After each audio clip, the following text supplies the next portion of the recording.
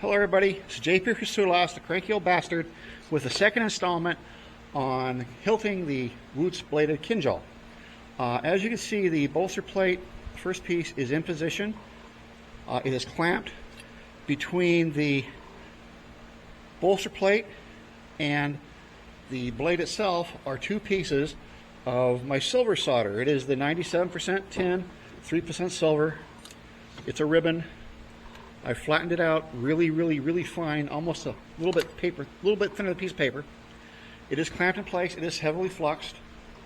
The flux I have activates at just about the temperature that the solder melts at, which is 425 degrees, which is just pretty well under the temperature that I temper at.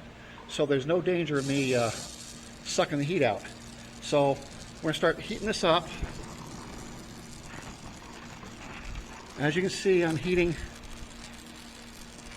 the area back here. I'm heating the blade. The idea here is to let that solder flow. You should see it coming around when it gets hot. It should be flowing any time now. Yep, here it is. See activity right in here?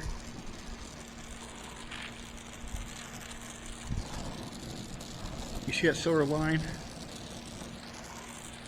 Now I'll check around the other side here. See if it flows this way. It should. I might need to hit that with a little more flux.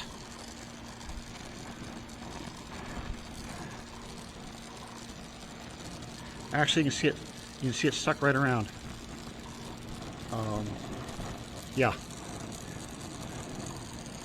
You see it right where the joint is.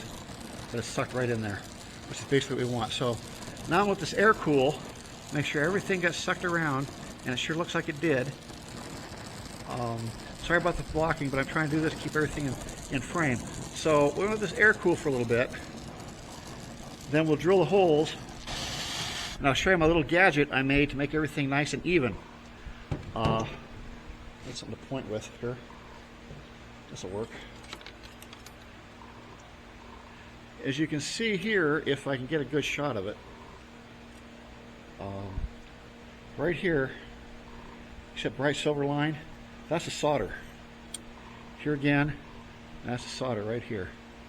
All the way around, other side, and right in here. That's the silver solder. It's stuck in there. We'll get about another 30 seconds or so. After this, we pin it, and then we solder the other side. Well, we won't pin it, we drill holes for the pins. Then we solder the other half after I show you my little gadget to make everything even.